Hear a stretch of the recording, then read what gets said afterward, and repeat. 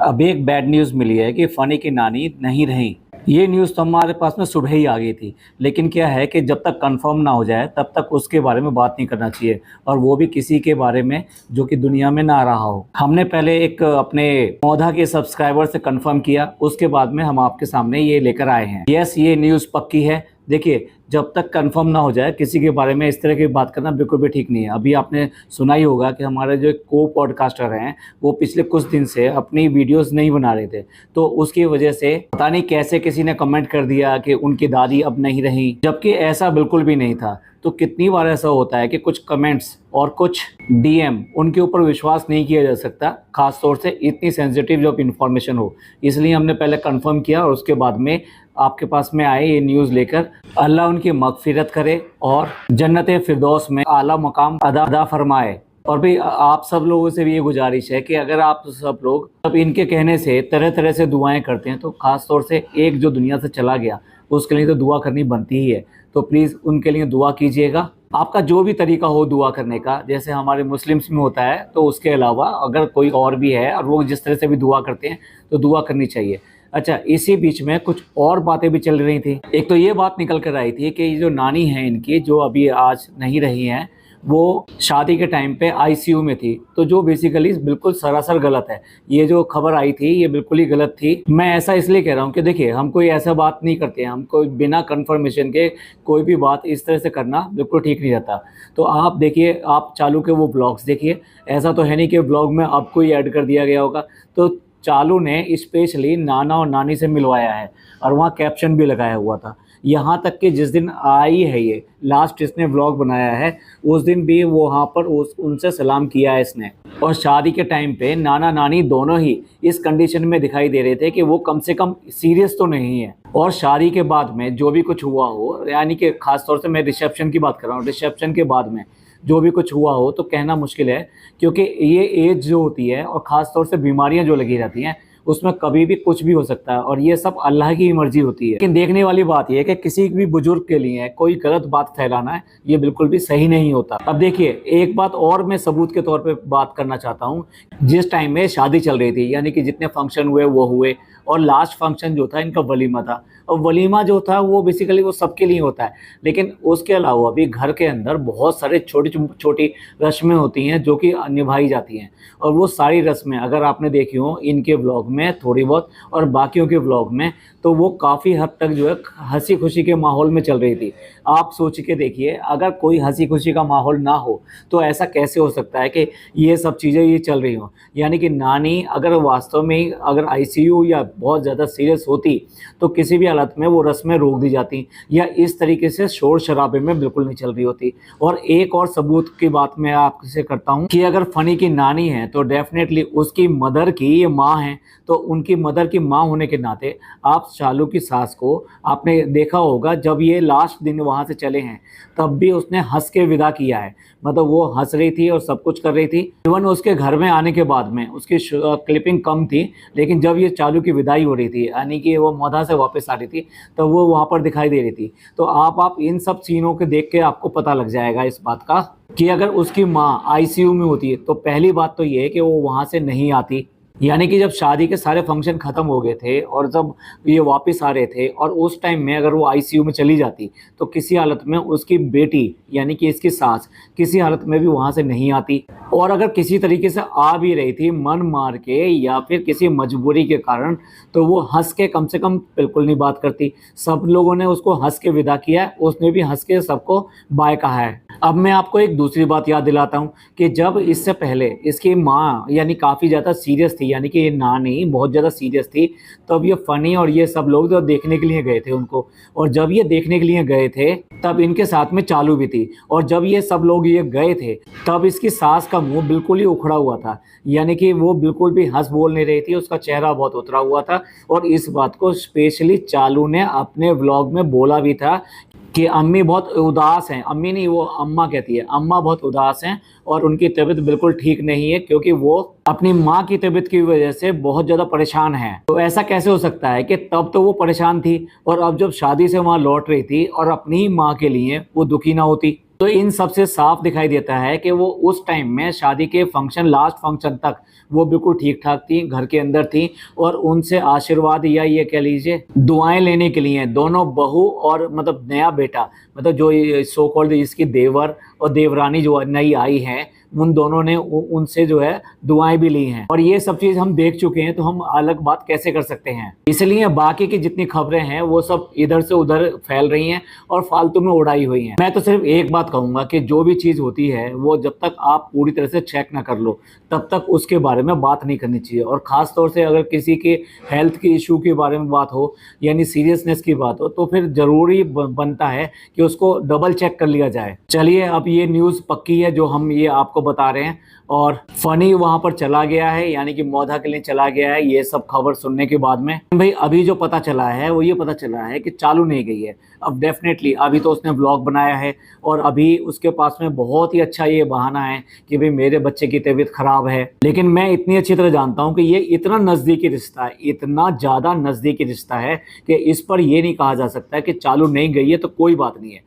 उसे किसी भी हालत में इस मौके पे जाना ही चाहिए था। एक बात बताइए, अगर वो अपनी सास के साथ खड़ी नहीं हो सकती जब सास का सबसे बुरा वक्त है, या उसके लिए ये सबसे बड़ी बात है कि उसने अपनी माँ को खोया है, अगर तुम अपनी सास के साथ ऐसे खड़े नहीं हो सकते ऐसे वक्त में, तो फिर तुम्हारा किस तरह का फायदा और किस तरह का फर्ज निभा रहे हो तुम। अब देखिए, कहने वाले ये भी कहेंगे कि आप इससे पहले तो पॉडकास्ट ये बना रहे थे कि वो अपने बच्चे का ध्यान नहीं रखती, उसे इधर उधर नहीं जाना चाहिए था किसी भी हालत में, और वो कमिटमेंट था तब भी उसे कमिटमेंट को रिजेक्ट कर देना चाहिए था, मना कर देना चाहिए था और अपने बच्चे का ख्याल करना चाहिए था। लेकिन भाई कभी भी एक रूल को आप सब जगह नहीं लगा सकते। देखिए, मौत जिंदगी किसी के हाथ में नहीं होती और इस मौत जिंदगी का एग्जाम्पल मैंने कल भी दिया था, इसलिए यहाँ पर जो है ये एप्लीकेबल नहीं होता।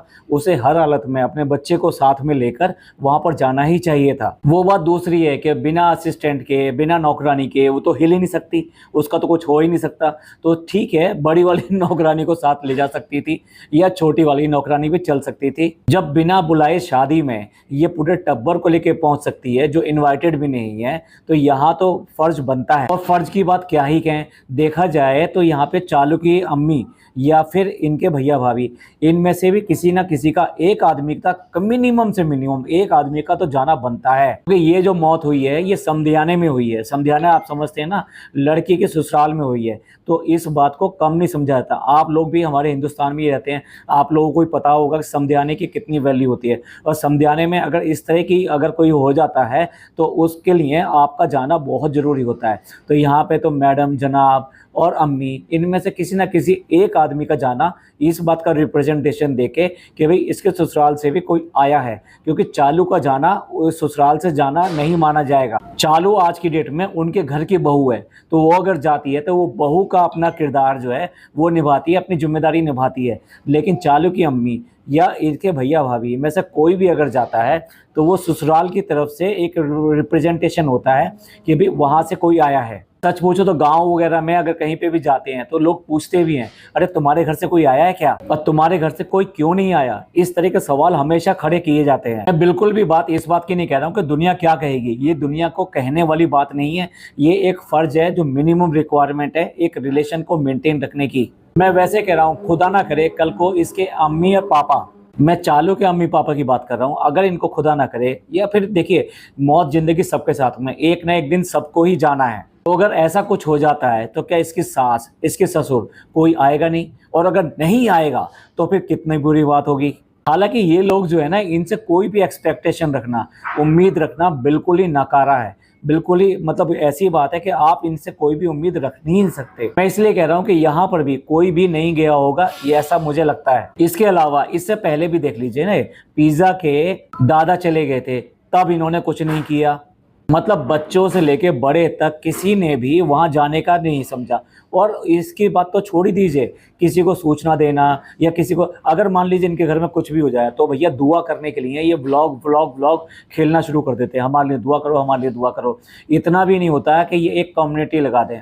अगर ये एक कम्युनिटी लगा देते तब भी ना जाने कितने लोग जो है, इसके जितने लोग देखते हैं कम से कम वो तो दुआ कर सकते थे। लेकिन नहीं, ये ऐसी चीज़ पे कम्युनिटी बिल्कुल नहीं लगाएंगे। इन्हें तो व्लॉग खेलना आता है, क्योंकि इन्हें कमाई करना है, इन्हें हर चीज़ को भुनाना है, हर चीज़ को कैश करना है। ऐसा कोई भी व्लॉग नहीं होता जो इनका मोनेटाइज ना हो। अब आप सोच के देखिए, मैडम की बीमारी की इतनी सारी बातें हुई थी, ये सब हुई थी, उनमें से कई बातें तो ऐसी थी कि जो कम्युनिटी लगाकर भी सूचना दी जा सकती थी, लेकिन नहीं, होल्ड किया गया, इन्फॉर्मेशन को होल्ड किया गया और अच्छा खासा होल्ड किया गया जिससे कि हाइप बने, और उसके बाद में ब्लॉग छापा गया, यहाँ तक कि एक शॉर्ट ब्लॉग भी छापा गया। लेकिन आपको कोई भी इंफॉर्मेशन बिना पैसे के तो मिल ही नहीं सकती। पहले ये पैसा कमाएंगे, उसके बाद में ये बताएंगे इनके साथ में क्या हुआ है। जबकि कम्युनिटी एक ऐसा साधन रहता है कि आप इंफॉर्मेशन पास ऑन करनी होती है और आपके पास समय नहीं है व्लॉग और इन सब करने का, तो आप एक छोटी सी कम्युनिटी लगाकर दुआ की दरख्वास्त कर सकते हैं, जिससे कि लाखों लोग उसकी मगफिरत के लिए दुआ करें। और ये अच्छा भी होता है क्योंकि जितने ज़्यादा लोग दुआ करेंगे उसको उतना ही सवाब जाएगा। और रही बात इस्लाम की, तो इस्लाम में ये बहुत बड़ा बताया गया है। अब फनी भी डेफिनेटली इस बार जो फ्लाइट से ही गया होगा, क्योंकि मुस्लिम्स में ये कहा जाता है कि जितनी जल्दी दफीना हो जाए, जो भी समय हुआ है तो उसमें मिनिमम टाइम में आपको दफीना कर देना चाहिए। बस सिर्फ और सिर्फ जो बहुत क्लोज एंड नियरेस्ट होते हैं ना, उनके लिए कुछ घंटे रुका जाता है। नहीं तो ये होता है कि एक नमाज से दूसरी नमाज का वो उगने नहीं देते, यानी दूसरी नमाज का टाइम गुजरता नहीं है, उससे पहले ही दफीने का इंतजाम कर लिया जाता है। इसको ऐसे समझ लीजिए कि जो अगर सुबह के टाइम पे किसी का होता है, इंतकाल होता है, तो उसका दफीना जोहर की नमाज के बाद कर दिया जाता है। इस तरीके से ये 5 नमाज के वक्त हैं, इनके बीच में ही, एक नमाज से दूसरी नमाज के बीच में ये सब कर दिया जाता है। हाँ, कोई नियरेस्ट रिश्तेदार, कोई बहुत ही ब्लड रिलेशन वाला रिश्तेदार अगर रह गया है तो उसके लिए कुछ घंटे और रोक लिया जाता है।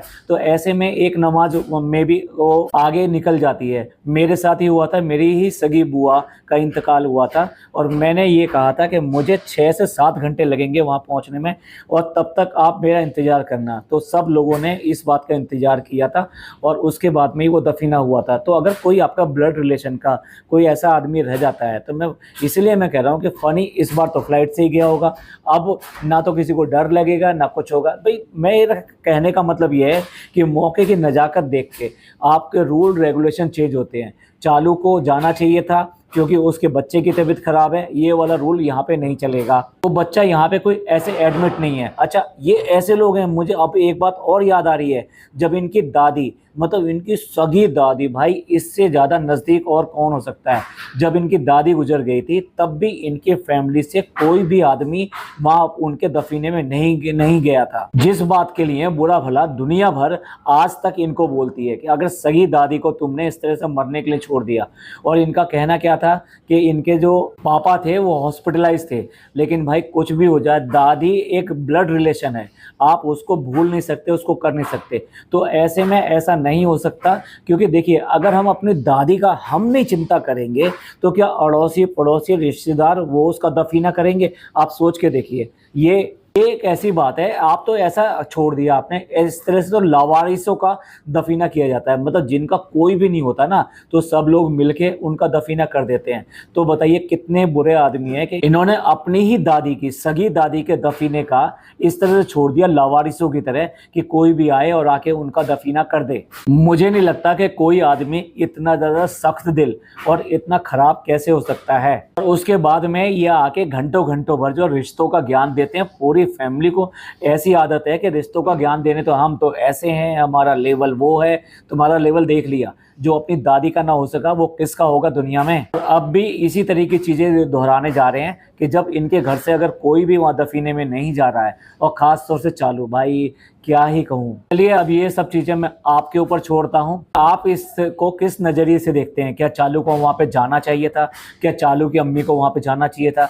क्या चालू के भैया भाभी में से किसी या इन तीनों में से किसी एक को वहाँ पे जाना चाहिए था? लोग बाग जो इस तरह से खबरें उड़ा देते हैं कि भी आज वो सीरियस हो गया, आज वो दुनिया में नहीं रहा, ये सब चीज़ें ठीक हैं, बिना सही तरह से तहकीकात करे हुए इस तरह की न्यूज़ को कभी भी बाहर नहीं लाना चाहिए। तो चलिए आप इस सब के बारे में क्या सोचते हैं, प्लीज़ कमेंट करके ज़रूर बताइएगा। और हमारी तरफ से एक बार फिर दरख्वास्त है कि उनके लिए दुआ कीजिएगा, वो जन्नत फिरदौस में उन्हें आला मुकाम हासिल हो और उनके गुनाहों को अल्लाह माफ़ करे, उनको हर तरह के कब्र के अजाब से बचाए। जिस तरह से भी दुआ कर सकते हो उनके लिए दुआ कीजिएगा। थैंक यू, धन्यवाद, शुक्रिया।